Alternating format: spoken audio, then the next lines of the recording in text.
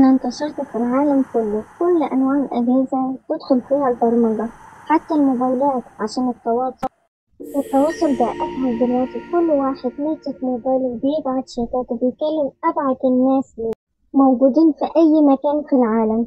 الوظائف معظمها معتمدة على البرمجة والأكواد.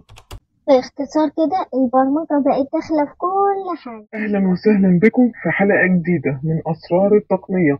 النهاردة ضيفي مش شخص عادي، ضيفي هو السبب في إن حياتنا اتغيرت تماما. ضيفي هو البرمجة. تشرفت بالدعوة وسعيدة أجاوب على كل الأسئلة. قول لنا قبل وجودك كانت الدنيا ماشية إزاي؟ الحياة كانت أبطأ، التواصل محدود، المعلومات كانت بتاخد وقت توصل. بعدي العالم بقى أسرع، أذكى، ومتصل بشكل دائم. خلينا صريحين كده، إيه مميزاتك وإيه عيوبك؟ مميزاتي السرعة، الدقة، التكرار بلا تعب. لكن عيوبي أنا أتاة وسوء استخدام ممكن يسبب أضرار زي فقدان وظائف أو اختراقات أمنية. في سؤال مهم بقى للآباء، نبدأ نعلم ولادنا برمجة من سن كام؟ من سن 7 سنين ممكن نبدأ بأساسيات بسيطة بلغة ممتعة زي سكراتش. والمهارات مش بس تقنية، بتعلم تفكير منطقي وابتكارات وحل مشكلات. سؤال بيسأله كتير من الناس، هل البرمجة أو بالأصح البرامج الذكية هتاخد مكان الإنسان؟ أنا ممكن أبدل مهام معينة خاصة الروتينية، لكن مش أبدل الإنسان، الإبداع، المشاعر. دي حاجات لسه التكنولوجيا مش بتوصل لها بنفس العمق. الشطارة في إننا تستخدمني كمساعد مش بديل. طيب إزاي نضمن إنك تكوني آمنة وأخلاقية؟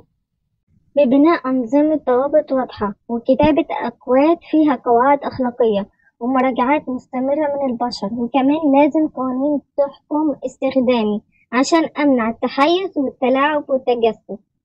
هل المفروض كل الناس تتعلم برمجة حتى لو مش ناويين يشتغلوا فيها؟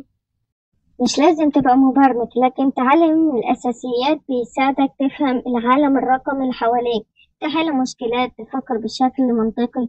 يعني هي مهارة العصر زي ما كانت القراءة والكتابة زمان. احكينا عن نفسك كده، أنت شايف نفسك عامل إيه؟ أو مثلا دخلت حياتنا إزاي؟ أنا انتشرت في العالم كله، كل أنواع الأجهزة تدخل فيها البرمجة، حتى الموبايلات عشان التواصل بقى أسهل دلوقتي. كل واحد ماسك موبايله بيبعت شتات وبيكلم أبعد الناس ليه، موجودين في أي مكان في العالم. الوظائف معظمها معتمدة على البرمجة والأكواد. باختصار كده البرمجة بقت داخلة في كل حاجة.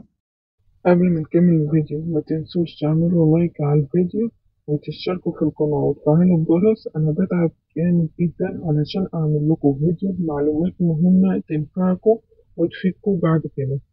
سؤال تقني شوية، إيه الفرق بين المبرمج والمطور علشان اللي حابب يبدأ يتعلم؟ المبرمج بيكتب الكود خطوة بخطوة، المطور بيشوف الصورة الأكبر من تصميم النظام، الاختبار، الإطلاق، وحل المشكلة. المطور غالبا بيعتمد على المبرمج، لكن ممكن يكون هو نفسه مبرمج كمان. طيب أنا مقتنع وعايز أبدأ أتعلمك من الصفر، أعمل إيه؟ ابدأ بلغة سهلة زي بايثون. استخدم منصات زي فري كود كوم أو كود يدوي، وهكتب لكم أساميهم تحت في الوصف. وابدأ بمشروعات بسيطة عشان تطبق بإيدك. الأهم الاستمرارية مش السرعة. سؤال مهم بقى، في ناس بتقول إن في كتير بقوا بيتعلموا برمجة بس عشان الفلوس، وإن تعليم البرمجة نفسه بقى تجارة وكورسات بالآلاف ووعود بالشراء السريع. إيه رأيك في الكلام ده؟ أنا مش شرط إن الناس تدخلني عشان فرصة شغل كويسة، ده طبيعي. بس البرمجة مش مجرد طريقة لربح سريع، دي مهارة بتحتاج تعب وصبر وتفكير. والكورسات في ناس بتتاجر فعلا وبتبيع أوهام، عشان كده لازم تتعلم من مصادر موثوقة وتمشي طريق خطوة بخطوة. أنا مش طريق للفلوس بس، أنا طريقة لتفكير مختلف لبناء الابتكار. اللي يدخلني بالشغف بيكمل وبيتفوق. واللي بيدخلني عشان فلوس بس غالبا بيزعل من أول ما بيواجهوا أي مشكلة. وبكده نكون خلصنا حوارنا مع البرمجة. لو عجبك الفيديو ما تنساش تعمل لايك وتشترك في القناة وتفعل الجرس عشان يوصلك كل جديد.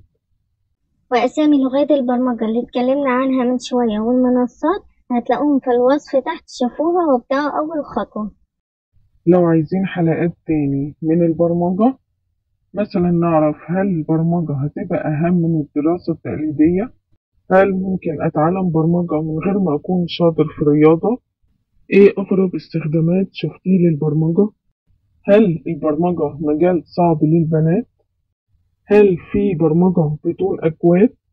لو عايزين تعرفوا إجابات الأسئلة دي اكتبولي في الكومنتات من تحت وأعمل لكم جزء تاني من البرمجة.